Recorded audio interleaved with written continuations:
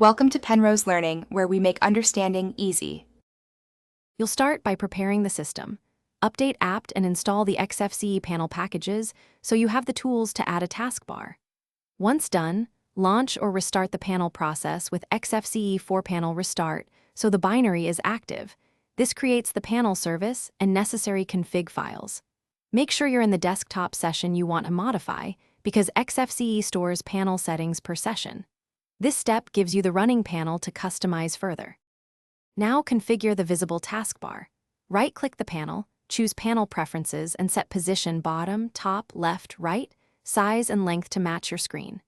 You'll add essential items, window buttons, notification area, whisker menu and clock, using Add New Items so you get app switching and indicators. Once items are placed, reorder and fine-tune icon sizes and behavior.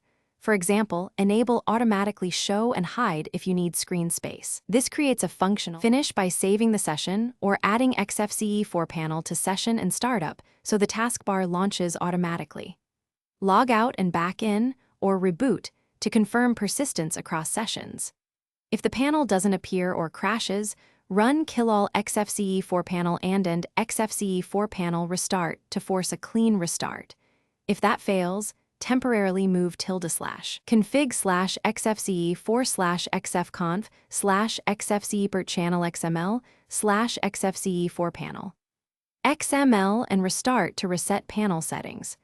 That single troubleshooting step recovers a broken configuration without reinstalling. Thanks for watching. If this was helpful, leave a like and consider subscribing. See you next time.